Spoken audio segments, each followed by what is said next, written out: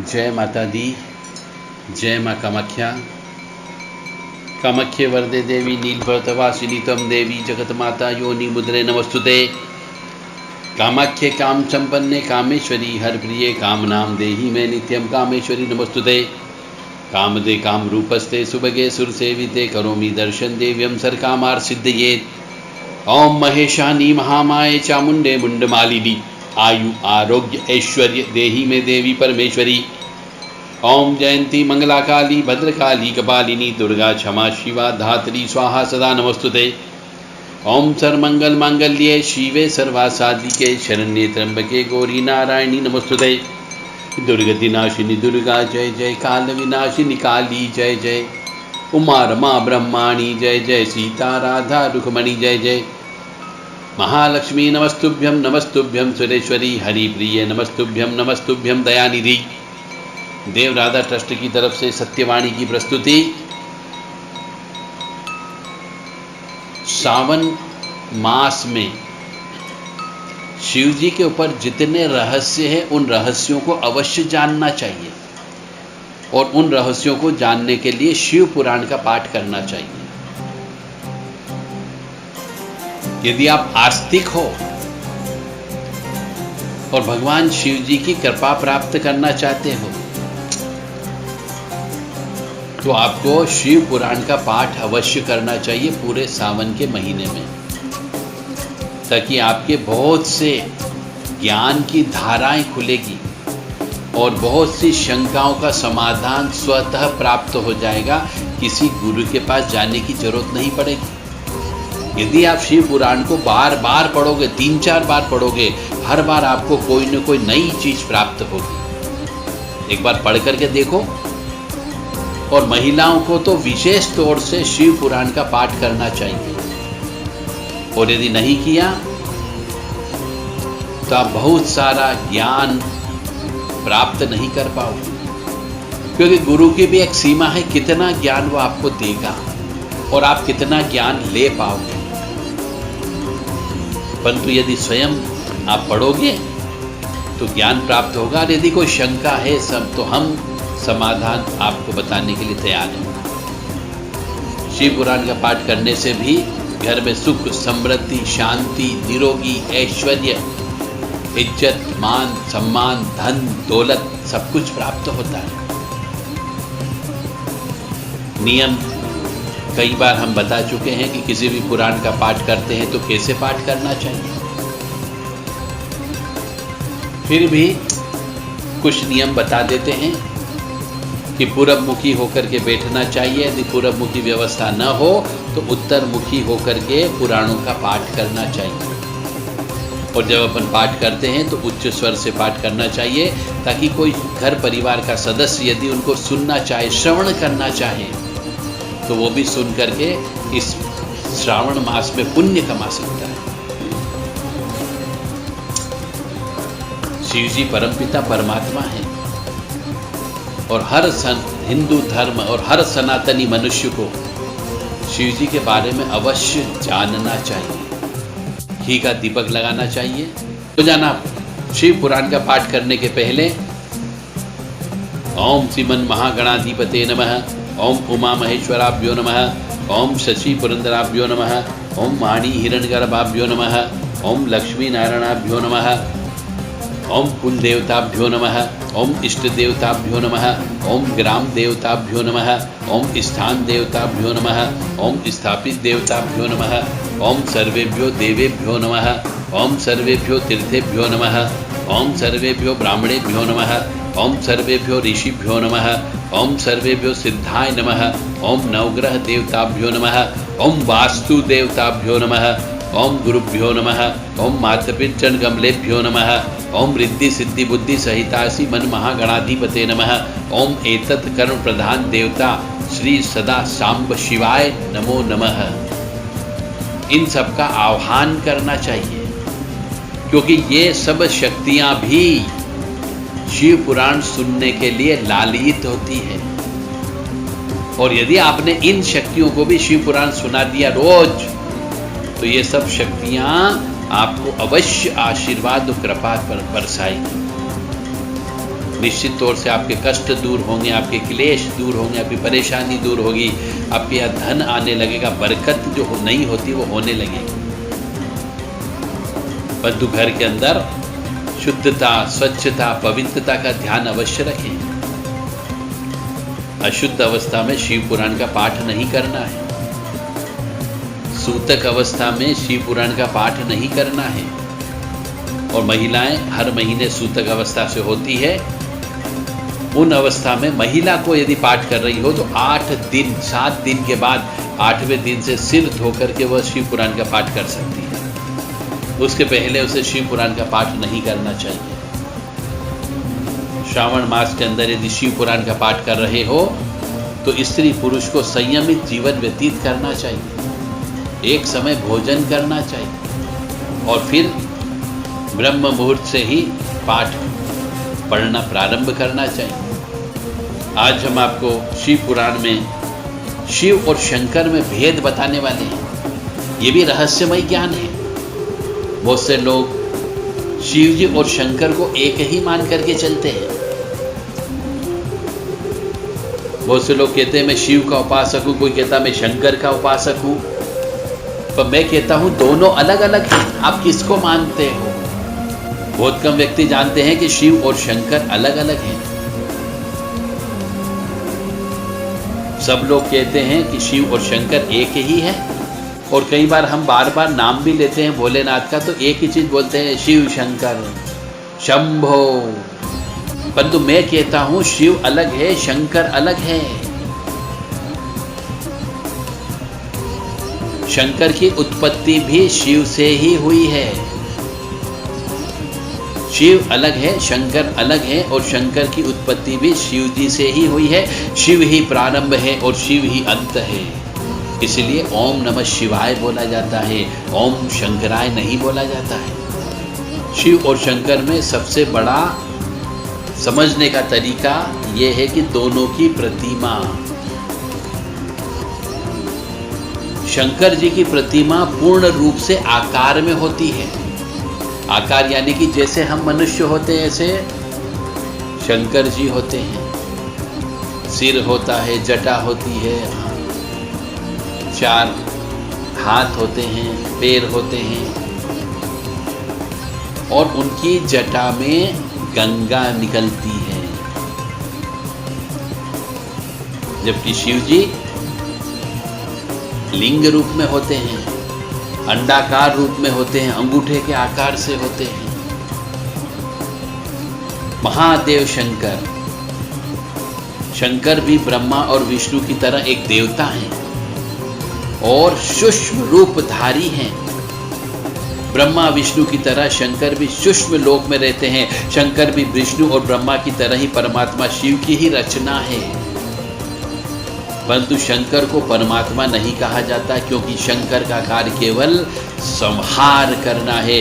पालन एवं निर्माण शंकर का कर्तव्य नहीं है। शिव शंकर से अलग, शिव परमात्मा है। शिव का कोई शरीर नहीं, कोई रूप नहीं, कोई आकार नहीं है।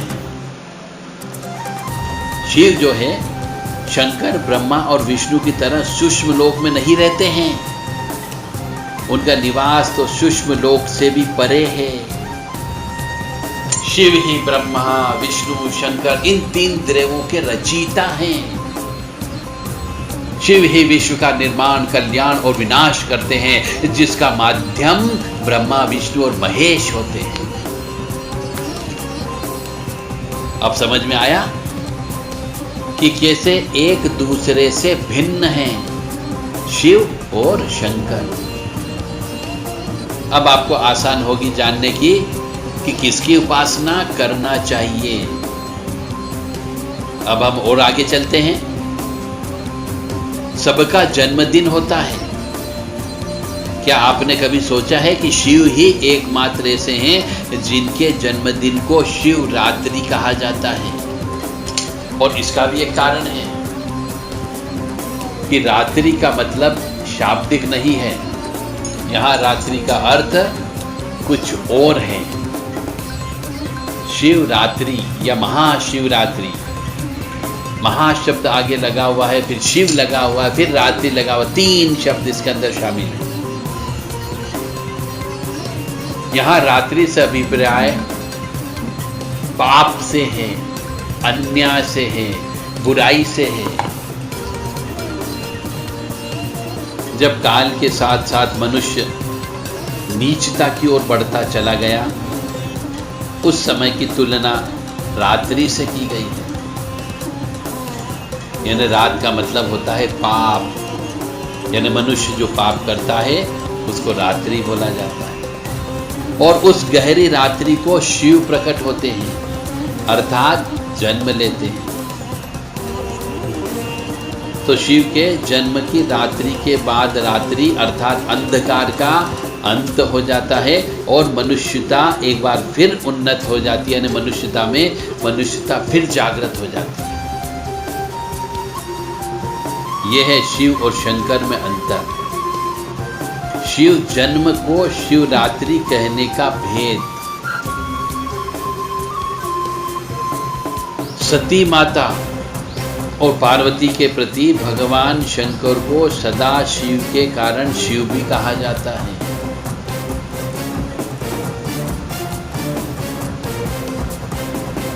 अब हम भगवान शंकर की बात करेंगे, जिन्हें महादेव कहा जाता है।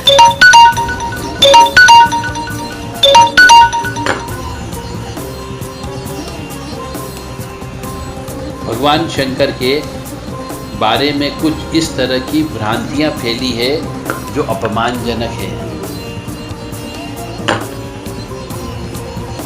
भगवान शंकर के बारे में कुछ भ्रांतियां फैली है जो अपमानजनक है, और जिनने फैलाई है वो इसके दोषी भी हैं। और जाने अनजाने में भगवान शिव का अपमान भी करते हैं और उनको कष्ट की प्राप्ति भी होती है। यदि आप भगवान शंकर के भक्त हैं तो आपको यह जान और सुनकर धक्का लगना चाहिए, क्योंकि भगवान शंकर हिंदू धर्म का मूल तना है, यानी रीढ़ है। रामचरितमानस में भगवान राम कहते हैं कि शिव का द्रोही मुझे स्वप्न में भी पसंद नहीं है। अपराधियों का साथी या उसे नजरअंदाज करने वाला भी अपराधी होता है। तो शिव के मंदिर में जाने और वहां पूजा प्रार्थना करने के कुछ नियम होते हैं। यह सही है कि भगवान शंकर भोलेनाथ हैं, वे बड़े दयालु हैं, आपको क्षमा कर देते हैं। लेकिन आपने उनके मंदिर में जाकर किसी भी तरह से नियम विरुद्ध कार्य किया या अपमान किया है तो आपको माता काली माँ देख रही है। वह अपने पति का अपमान कभी भी सहन नहीं करती है। और आप कहते हो हमने पूजन अर्चन की और पूजन अर्चन करने के बाद हमें कष्ट की प्राप्ति और बढ़ गई, कष्ट और बढ़ गया। तो वो कष्ट इसलिए बढ़ता है क्योंकि आप शिव जी का अपमान करते हो, तो काली माँ आपको कष्ट देती है। भगवान भैरव भी देखते हैं, शनिदेव भी देखते हैं। शिव पंथ पर चलना या शिव की पूजा करना कठिन है, यह अग्निपथ के समान है, यानी आग पर चलने के समान है। अब ऐसी कौन कौन सी गलत भ्रांतियां फैला रखी है शिव और शंकर के बारे में? क्या शिवलिंग का अर्थ शिव का शिशन है?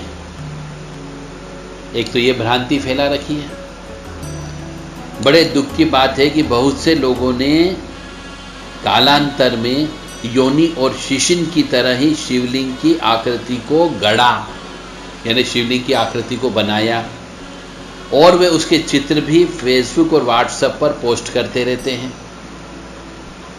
और कई बार वो इसके लिए तर्क और कुतर्क भी देते रहते हैं। उन सभी लोगों को मरने के बाद इसका जवाब देना होगा, क्योंकि शिव का अपमान करने वाला किसी भी परिस्थिति में इन 3-4 शक्तियों से बच नहीं सकता। शिव से ही सभी धर्म हैं और शिव से ही प्रलय भी है। तो माता काली से मां नहीं बच सकते, भैरव जी से नहीं बच सकते, और शनि से भी नहीं बच सकते। वास्तव में शिवलिंग का अर्थ है भगवान शिव का आदि अनादि स्वरूप, शून्य आकाश, अनंत ब्रह्मांड और निराकार परम पुरुष का प्रतीक होने से इन्हें लिंग स्वरूप पूजा जाता है। जिस तरह भगवान विष्णु का प्रतीक चिन्ह शालिग्राम है, उसी तरह भगवान शंकर का प्रतीक चिन्ह शिवलिंग है। इस पिंड की आकृति हमारी आत्मा की ज्योति की तरह होती है। यानी अब यहाँ पर यह क्लियर होता है कि हमारे शरीर के अंदर जो आत्मा का वास है उसका स्वरूप शिवलिंग जैसा है। वायु पुराण के अनुसार भी चल के देख लेते हैं। उसके अनुसार प्रलय काल में समस्त सृष्टि जिसमें लीन हो जाती है और पुनः सृष्टि काल में जिससे प्रकट होती है उसे लिंग कहा जाता है। इस प्रकार विश्व की संपूर्ण ऊर्जा ही लिंग की प्रतीक है।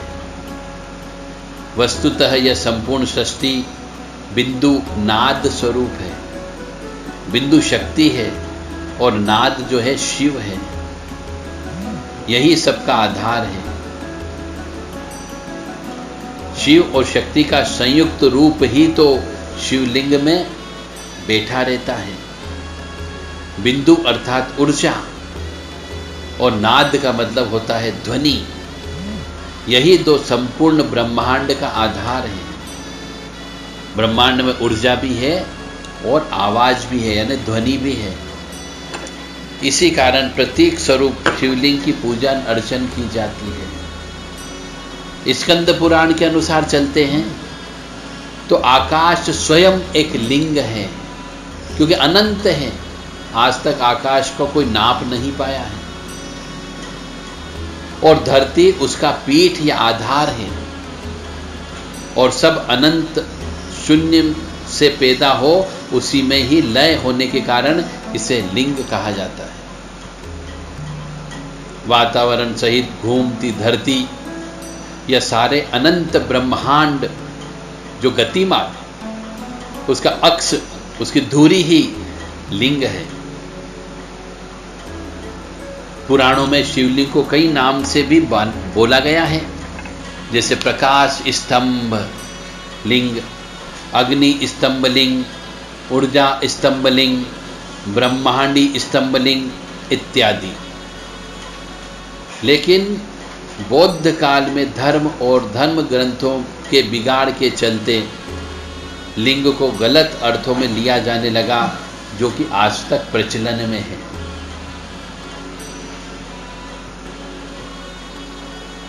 ज्योतिर्लिंग जो है एक तरीके से ब्रह्मांड का प्रतीक है।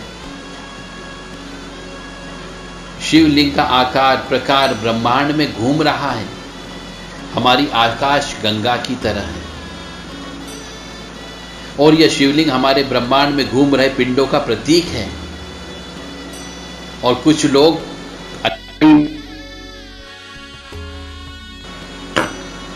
जो अनाड़ी लोग होते हैं इसे यौनांगों के अर्थ में ले लेते हैं और उन लोगों ने शिव को इसी रूप में पूजा की और उनके बड़े बड़े पंथ भी बन गए। ये वे लोग हैं जिन्होंने धर्म को सही अर्थ में समझा ही नहीं और अपने स्वार्थ के अनुसार धर्म को उस सांचे में ढाल लिया और अपने शिष्यों को यह शिक्षा दे दी। वास्तव में शिवलिंग का अर्थ है भगवान शिव का आदि अनादि स्वरूप, शून्य, आकाश, अनंत, ब्रह्मांड और निराकार परम पुरुष का प्रतीक होने से इसे लिंग कहा गया है। स्कंद पुराण में भी कहा गया है कि आकाश अपने आप में लिंग है, इसलिए आकाश लिंग बोला जाता है।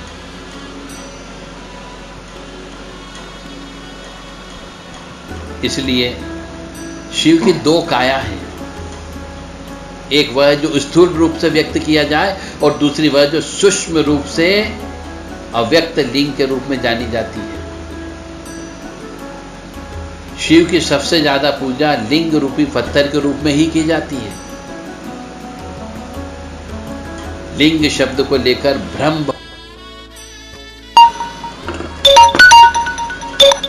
शिवलिंग का अर्थ यानी शिव यानी परम पुरुष का प्रकृति के साथ समन्वित चिन्ह, उसे शिवलिंग बोला जाता है। ज्योतिर्लिंग उत्पत्ति के संबंध में पुराणों में भी कई अनेक प्रकार की मान्यताएं हैं। वेद के अनुसार ज्योतिर्लिंग यानी व्यापक ब्रह्मलिंग, जिसका अर्थ है व्यापक प्रकाश, जो शिवलिंग के 12 खंड हैं। शिव पुराण के अनुसार ब्रह्म, माया, जीव, मन, बुद्धि, चित्त, अहंकार, आकाश, वायु, अग्नि, जल और पृथ्वी को ज्योतिर्लिंग या और एक और चीज जो भ्रांति फैला रखी है कि क्या भांग और गांजा पीते हैं क्या भगवान शंकर?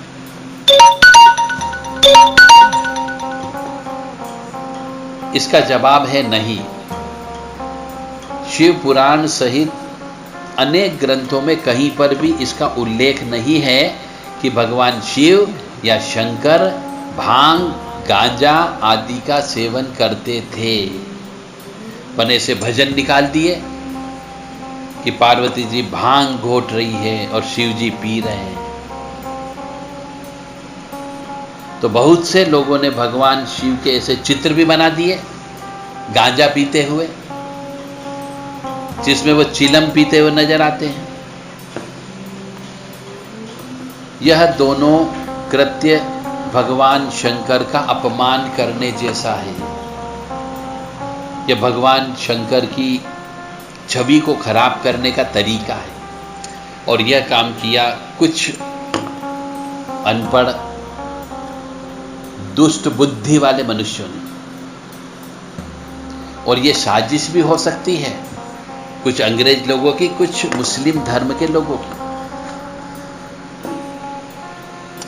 यदि आपके घर, मंदिर या किसी भी स्थान पर भगवान शंकर का ऐसा चित्र या मूर्ति लगी हुई हो कि जिसमें वो चिलम पीते हुए या भांग का सेवन करते हुए नजर आ रहे हैं, तो उसे आप तुरंत हटा दो। यह भगवान शंकर का घोर अपमान है। मानो या न मानो, यह पूर्णतः सत्य है। नहीं मानते हो तो आपकी इच्छा। मेरा धर्म है आपको पुराणों में उल्लेखित बातों के आधार पर ज्ञान देना। ज्ञान लेना या नहीं लेना आपके स्व विवेक पर निर्भर करता है, क्योंकि भगवान ने आपको पागल नहीं बनाया, आपको शुद्ध बुद्धि दी है, ज्ञान दिया है। फिर भी यदि आप नहीं मानोगे तो कष्ट भुगतने के लिए आप तैयार रहिए।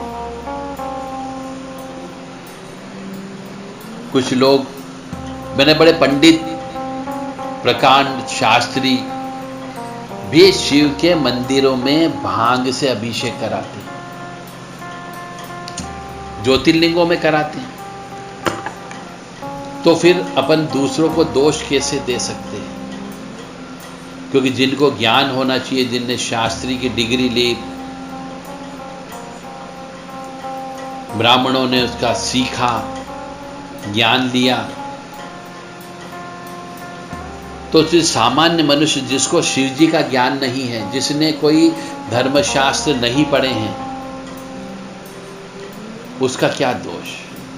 परंतु ईश्वर कहता है कि आपको ज्ञान हो या न हो, यदि आप कोई भी कार्य ऐसा करते हैं जो प्रकृति के खिलाफ है, तो आपको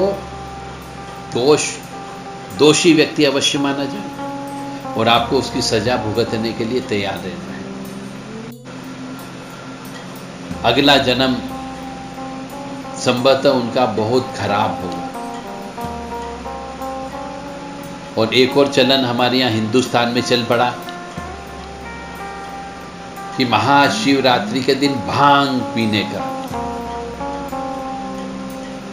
अब ऐसा चलन क्यों चलाया कि भांग घोट करके पीते हैं? और भांग क्यों घोटी जाती है, उसके पीछे का भी साइंस है, पर उसको शिव या शंकर से कोई संबंध नहीं है। ऐसे आप भांग पी सकते हो क्योंकि नशा है, आनंद है, परंतु शिव जी के नाम पर भांग पीना कि शिव जी भी भांग पीते तो हम भी महाशिवरात्रि के दिन भांग पिएंगे, शिव जी के नाम पर भांग पीना पाप कर्म है। अब बहुत से प्रश्न भी उत्पन्न होते हैं। कुछ लोग कहते हैं, क्या बोलते हैं कि साहब शिव जी को नहीं मालूम था कि गणेश जी उनका पुत्र है तो उनने उसकी गर्दन काट दी। कुछ कम पढ़े लिखे अज्ञानी मनुष्य कह लीजिए, जो ऐसा तर्क वितर्क कुतर्क तीनों चीज करते हैं कि जब वो परमपिता परमात्मा है तो क्या उनको नहीं मालूम था कि माता पार्वती ने गणेश जी को जन्म दे चुकी है और गेट पर बिठा चुकी है? जब वो हर घटना का ज्ञान रखते हैं तो फिर उनने ऐसा कृत्य क्यों किया? फिर उनने अनजाने में गणेश जी की गर्दन क्यों काट दी? और जब उन्हें मालूम पड़ा तो उस पर हाथी की गर्दन जोड़ दी। जब शिव यह नहीं जान सके कि यह मेरा पुत्र है तो वह कैसे भगवान है? ऐसे तर्क वितर्क कुतर्क करते हैं तो ऐसे करने वाले भी नरक में जाएंगे। अगला जन्म उनका अच्छी जगह नहीं होना है। इस कार्य के लिए भगवान शिव के संपूर्ण चरित्र को पढ़ो, उनके जीवन लीला को पढ़ो और वह लीला क्यों करते हैं उसके रहस्य को समझो। कहानी सुनने से काम नहीं चलता। कथावाचक लोग सिर्फ कहानी सुना देते हैं और गान भी कर देते हैं कि माता पार्वती भांग घोट रही, घोट घोट के परेशान हो गई और शिव जी पीते जा रहे हैं। और कुछ लोग उस मस्ती के अंदर धुन में गाने में नाचने लगते हैं और आचार्य जी को बड़ा मजा आता है कि मेरे सामने नाच रहे हैं। ये घोर अन्याय हो रहा है शिव जी के खिलाफ और इसका दंड अवश्य भुगतेंगे। आज के लिए इतना ही काफी। जिन जिन लोगों ने ऐसा कृत्य किया है उनको भगवान शिव शंकर भोलेनाथ महाराज महादेव माफ करे और उनको सद्बुद्धि प्रदान करें। जय माता दी, जय मां कामाख्या।